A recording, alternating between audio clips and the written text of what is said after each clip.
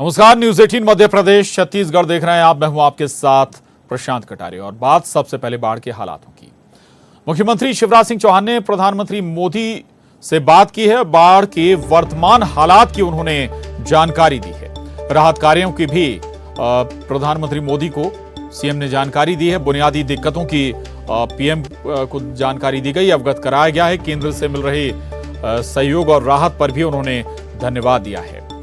PM ने CM Shivraj को आश्वस्त भी किया है कि जरूरत पड़ने पर जो भी और आवश्यकताएं होंगी और मदद होगी वो की जाएगी। तो हर संभव मदद देने का भरोसा भी प्रधानमंत्री नरेंद्र मोदी ने सीएम शिवराज को दिया है। दरअसल अभी भी बाढ़ के हालात बने हुए मध्य प्रदेश के कई जिलों में और वहां पर लगातार राहत कार्य जारी है। मध्य प्रदेश के प्रशासनिक स्तर के अलावा एसडीआरएफ, एनडीआरएफ की टीमें भी लगी हुई हैं और सेना की मदद भी इसमें ली जा रही है। जो वर्तमान में हालात हैं बाढ़ के बाद के, उन हालातों से अवगत कराया, उन हालातों की जानकारी प्रधानमंत्री नरेंद्र मोदी को सीएम शिवराज ने दी है। जो वर्तमान में स्थिति बनी हुई है, कैसे और क्या जरूरत है रेस्क्यू की, कहां कुछ और मदद की दरकार केंद्र की रहेगी, वो भी बताया। और जो मदद केंद्र की तरफ से दी जा रही है उसके लिए धन्यवाद भी सीएम शिवराज ने पीएम मोदी को दिया है। आपको बता दें कि बुनियादी दिक्कतों की पीएम मोदी को जानकारी दी गई है। और बड़ी खबर है, मुख्यमंत्री ने गृह मंत्री अमित शाह से भी बात की है। फोन पर अमित शाह से चर्चा की है सीएम शिवराज ने। सीएम ने गृह मंत्री को प्रदेश में बाढ़ से उत्पन्न विपरीत हालातों, परिस्थितियों, राहत कार्यों और केंद्र के विभिन्न बचाव दलों से मिल रहे सहयोग और बुनियादी जरूरतों के बारे में विस्तार से जानकारी दी है।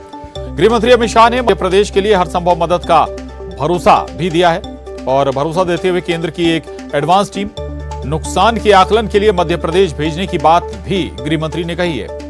मुख्यमंत्री ने केंद्र से मिल रहे सहयोग के लिए गृह मंत्री अमित शाह को धन्यवाद दिया है। तो ये बड़ी खबर है। प्रधानमंत्री नरेंद्र मोदी से भी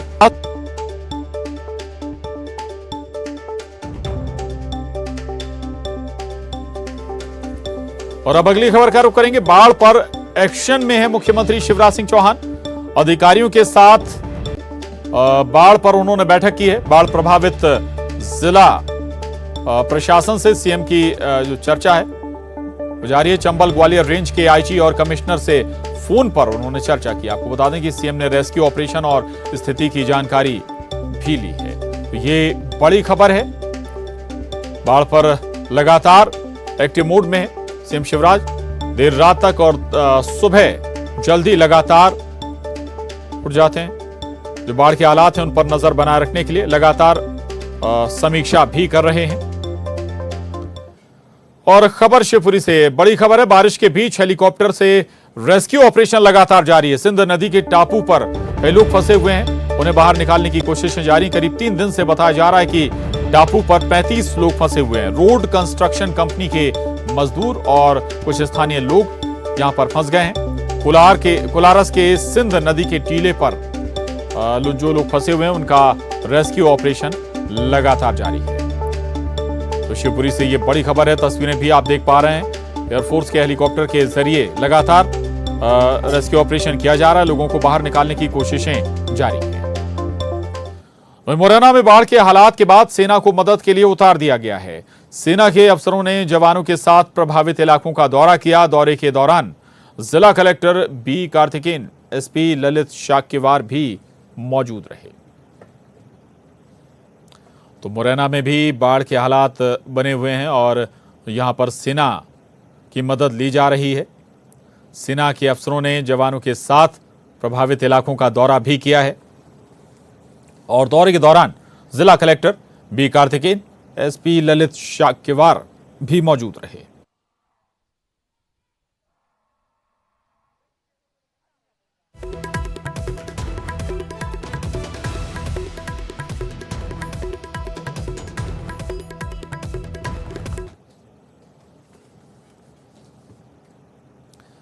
मुरैना की तस्वीरें भी हमने आपको दिखाई। आखिर वहां भी अब रेस्क्यू ऑपरेशन जारी है, सेना की मदद ली जा रही है।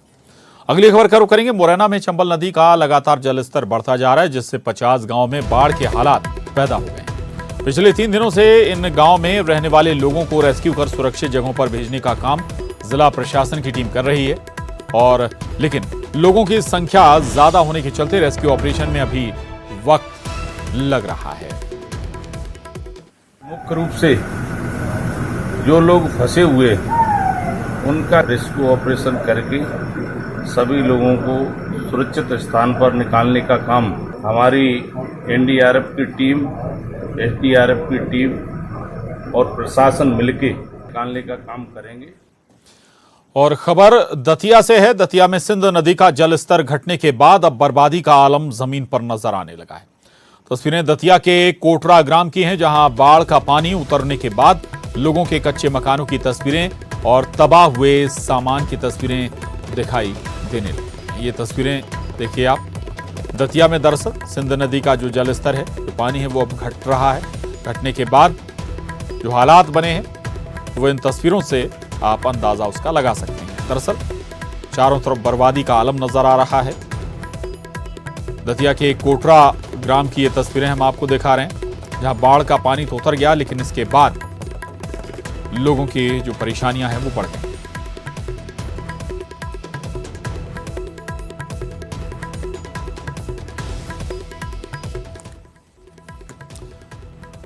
दुष्यंत हमारे साथ जुड़ गए मुरैना से और दीपक भी हमारे साथ जुड़ गए।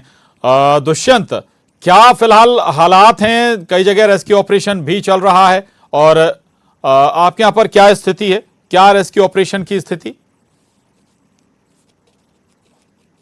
प्रशांत, रेस्क्यू ऑपरेशन 3 दिन से चल रहे हैं। चंबल का जलस्तर जो है वो लगातार बढ़ रहा था।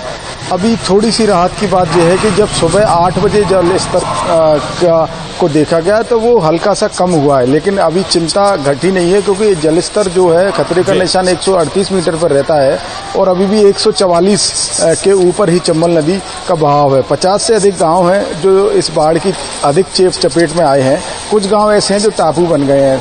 कल एसडीआरएफ सेना ने भी यहां आकर मोर्चा संभाला है और आज सुबह कलेक्टर एसपी के साथ उन्होंने बाढ़ प्रभावित इलाके का जायजा भी लिया और रणनीति तय की कि किस तरह से टापू पर फंसे हुए लोगों को सुरक्षित निकाला जा सके। कल 3 दिन से लगातार ये मुहिम प्रशासन की भी जारी है और जो लोग स्वतः ही आ सकते हैं या समाज सेवी लोग हैं कुछ, वो पहुंच रहे हैं नाव लेकर और उन लोगों को सुरक्षित निकाल रहे हैं। खाद्य राशि भी पहुंचाई जा रही है समाज सेवियों के द्वारा और जिला प्रशासन के द्वारा। सुरक्षित स्थान पर लाने के बाद उनको जो कैंप लगाए गए हैं वहां पर रखा गया है और उनको मेडिसिन से संबंधित और की प्रॉब्लम है या फिर खाने से सारी सुविधाएं देखी जा रही हैं और दी भी जा रही हैं। लेकिन अभी भी हालात बद से बदतर हैं, क्योंकि लगातार जिस तरह से चंबल ने रुद्र रूप ले रखा है और जो कुआरी नदी है वो भी काफ़ी उफान पर है, तो इसके आसपास के बसे हुए काफ़ी गांव ऐसे हैं जो बड़ी संख्या में प्रभावित हुए हैं। सैकड़ों हेक्टेयर फसल जो है किसान की वो नष्ट हो गई है। घर का जो सामान था वो सारा उसमें बह गया, तो करोड़ों का नुकसान। ये तो सारा सर्वे के बाद ही हालांकि स्पष्ट हो पाएगा कितना नुकसान हुआ है, लेकिन ये बात सही है कि अब किसान बेहाल होगा, भुखमरी की कगार पर होगा।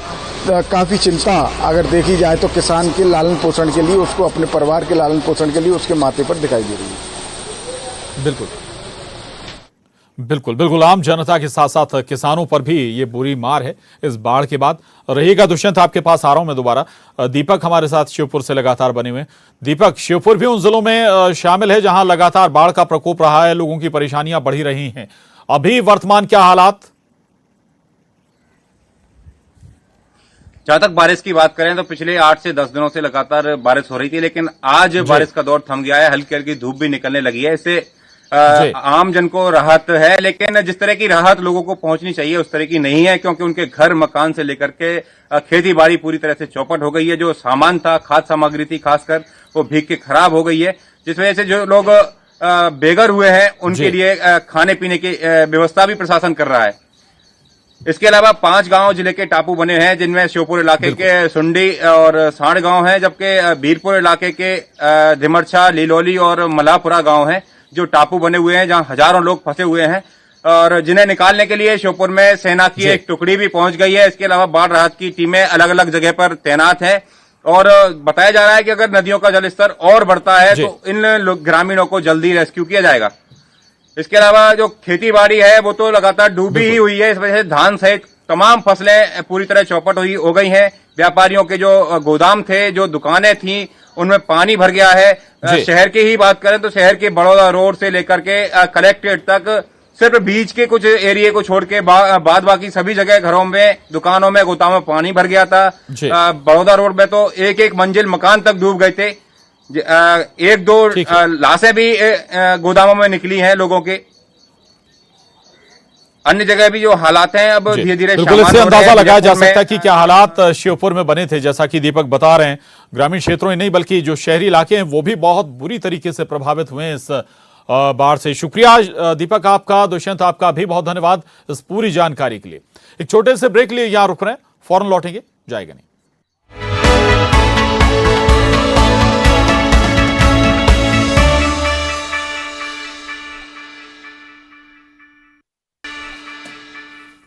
और ब्रेक के बाद बड़ी खबर भोपाल से है। मध्य प्रदेश में एक बार फिर कोरोना संक्रमण के मामले बढ़ने लगे हैं। 4 दिन में 32% केस बढ़ गए हैं। छोटे जिलों में लगातार जो ज्यादा केस हैं वो सामने आ रहे हैं और इनमें सबसे अधिक 25% संक्रमित जो मामले हैं वो सागर में सामने आए हैं। कोरोना के बढ़ते मामलों को लेकर सीएम शिवराज भी चिंता जाहिर कर चुके हैं। मध्य प्रदेश में पिछले 4 दिनों के दौरान कोरोना में 32% का इजाफा हुआ है।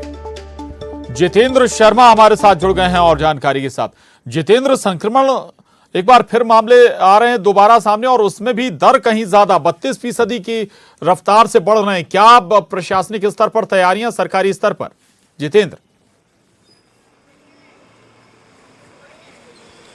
बिल्कुल प्रशांत, मुख्यमंत्री शिवराज सिंह चौहान भी चिंता जाहिर कर चुके हैं क्योंकि कोरोना के जो मामले हैं फिर से बढ़ते जा रहे हैं और अब ये कोई उम्र नहीं देख रहा है। मासूम भी अब इसकी चपेट में आते जा रहे हैं। वहीं अगर बात करें तो 155 की संख्या हो पहुंच चुकी है जो पॉजिटिव दर अभी यहाँ पर बना हुआ है पूरे मध्य प्रदेश की। और इसके अलावा अगर बात करें तो भोपाल में ही 22 एक्टिव केस है और सागर से सबसे चौंकाने वाली बात है कि वहाँ पर भी लगातार संक्रमण बढ़ता जा रहा है। इसके अलावा छोटे जिलों में भी, चाहे वो दमोह हो या फिर इसके अलावा जबलपुर हो, यहाँ भी लगातार कोरोना पॉजिटिव के मामले बढ़ते ही जा रहे हैं जो कहीं ना कहीं सरकार की चिंता बढ़ा रहे हैं। मगर लोग अभी भी सोशल डिस्टेंसिंग, मास्क और सारी चीज़ों का प्रयोग नहीं कर रहे हैं जिसके चलते लगातार संक्रमण बढ़ रहा है। हालांकि मुख्यमंत्री शिवराज सिंह चौहान ने सभी कलेक्टरों को निर्देशित किए हैं कि जहां ज़्यादा मामले मिले वहां माइक्रो कंटेनमेंट जोन बनाए जाएं। जी बिल्कुल बिल्कुल, एहतियात तो बरतना ही होगा और अब सरकार के स्तर पर भी निर्देशित लगातार जिलों को किया जा रहा है।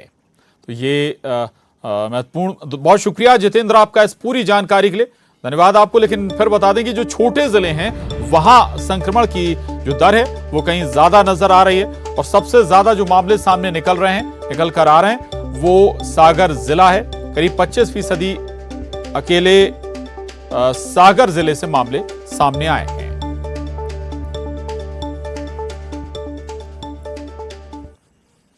और अब भोपाल से बड़ी खबर है। बाढ़ को लेकर सीएम शिवराज की बैठक, सीएम हाउस में इस वक्त बैठक चल रही है। बैठक में गृह मंत्री, सीएस, डीजीपी सहित आला अधिकारी मौजूद हैं और बैठक में बाढ़ प्रभावित क्षेत्रों के जिला प्रशासन और जिलों के प्रभारी मंत्री भी वर्चुअली जुड़े हैं। तो ये बड़ी खबर है।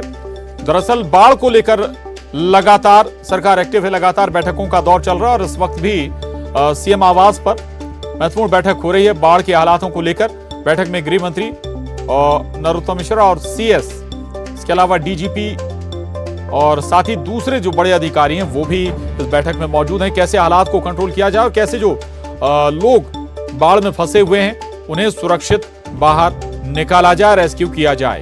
हर मुमकिन कोशिश इस दिशा में हो रही है। इससे पहले प्रधानमंत्री और गृह मंत्री से भी सीएम शिवराज बात कर चुके हैं।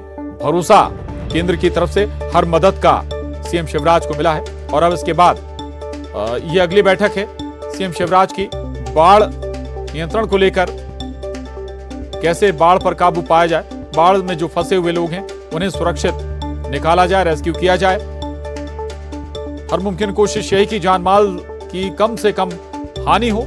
और इस बैठक में गृह मंत्री नरोत्तम मिश्रा, सीएस, डीजीपी के अलावा कई और जो बड़े अधिकारी हैं, आला अधिकारी हैं, वो भी प्रभावित जिलों से जुड़े हुए हैं उनके साथ मुख्यमंत्री शिवराज सिंह चौहान चर्चा कर रहे हैं। बैठक में बाढ़ प्रभावित क्षेत्रों के जिला प्रशासन और जिला के प्रभारी मंत्री भी वर्चुअली इस बैठक में शामिल हैं।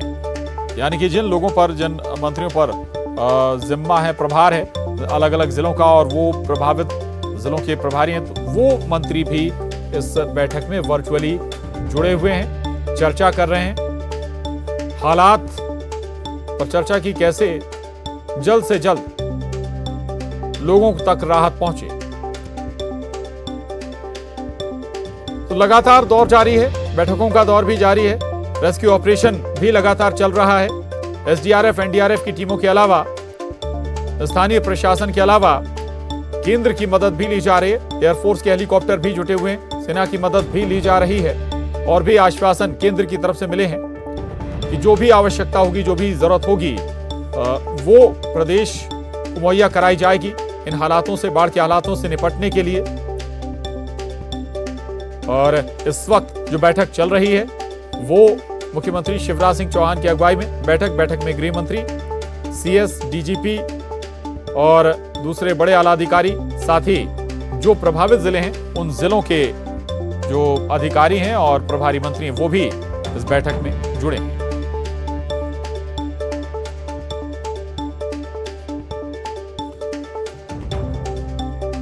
शरद हमारे साथ जुड़ गए हैं और जानकारी के साथ। शरद, ये महत्वपूर्ण बैठक, और हालांकि बैठकों का दौर लगातार जारी है, लेकिन पल पल की जो अपडेट है, ऑब्जर्वेशन है, उससे इस दिशा में मदद मिलती है कि कैसे रेस्क्यू ऑपरेशन और आगे बढ़ाया जाए, इसी मद्देनजर ये बैठक।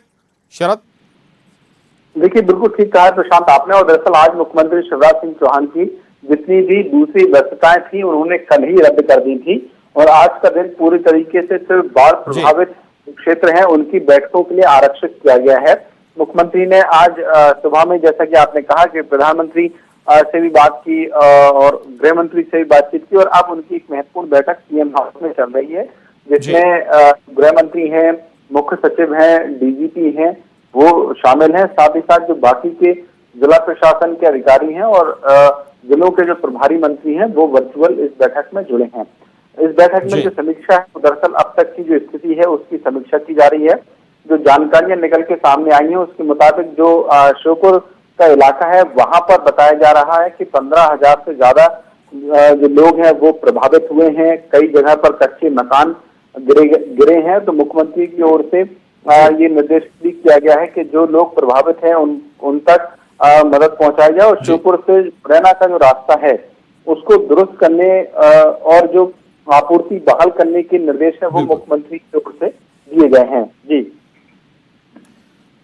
बिल्कुल, लोगों तक सबसे पहली प्राथमिकता जल्द से जल्द राहत पहुंचाने की, उन्हें सुरक्षित निकालने की, जैसा कि शरद बता भी रहे हैं कि जो रास्ते बाधित हो गए हैं उन्हें भी दुरुस्त करने की कोशिशें जारी हैं। शुक्रिया शरद आपका इस पूरी जानकारी के लिए।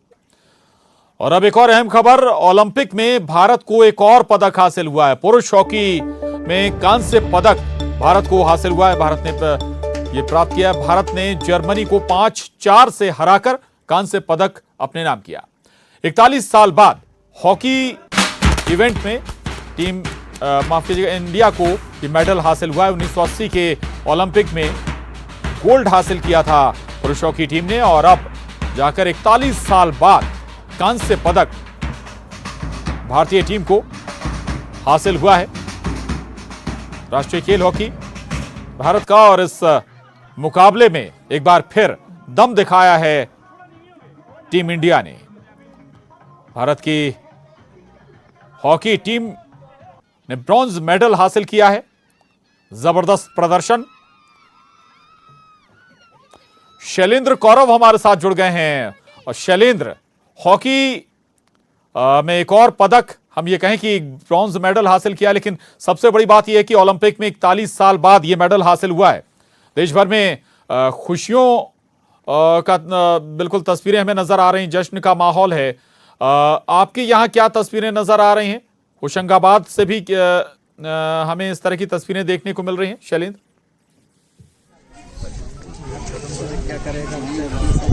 जी प्रशांत, इस समय हम मौजूद हैं होशंगाबाद इटारसी के पास शिवनगर चांदोन गांव में, और एक कहावत कही जाती है कि संघर्ष जो है वही सफलता को जन्म देता है। आप देखेंगे शिवनगर चांदोन की धरती है, सड़कें नहीं बन पाई हैं प्रशांत अभी तक, और इन्हीं ग्राउंड से होता हुआ विवेक जी। ओलंपिक के ग्राउंड तक पहुंचा है और आज जो टीम इंडिया की विजयी बढ़त है, जो सफलता है, उसमें कहीं ना कहीं विवेक का बड़ा योगदान है। गांव में तमाम लोग जो हैं वो जी। जश्न मना रहे हैं इस खुशी का, अपने बेटे की जो जीत है, अपने बेटे की टीम की जो जीत है उसका जश्न मना रहे हैं। हमारे साथ विवेक का परिवार मौजूद है, बिल्कुल। विवेक के पिताजी मौजूद हैं, हम उनसे जानेंगे कि वो किस प्रकार इस जीत को देख रहे हैं। जी, कैसा महसूस कर रहे हैं? बहुत खुशी महसूस हो रहा है, मैं बहुत खुशी महसूस हो रहा है, मैं बहुत खुश हूँ।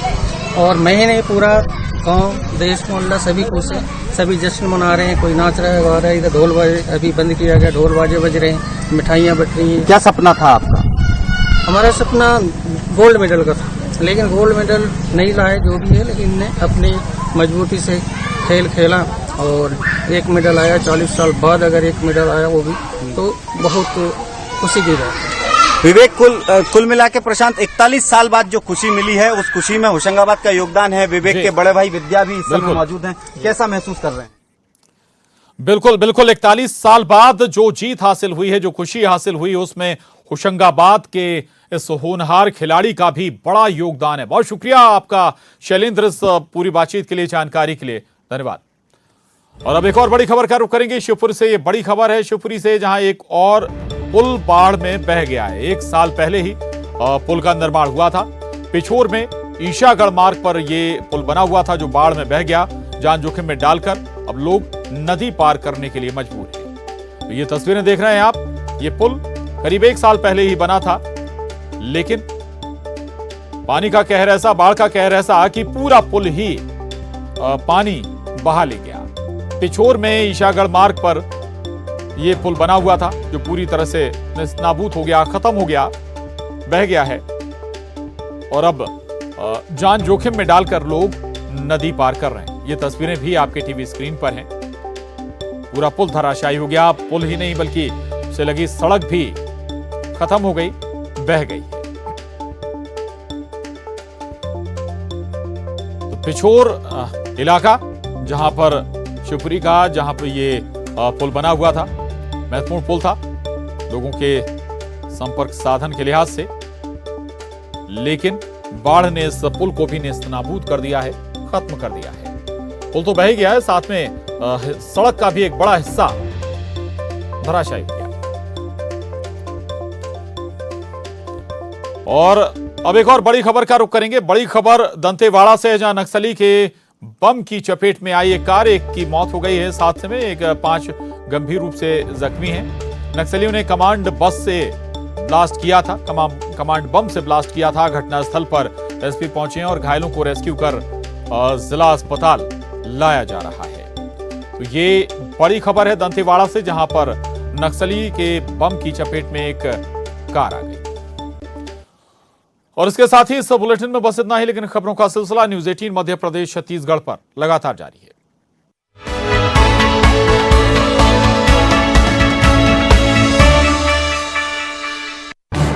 इस न्यूज हेडलाइंस के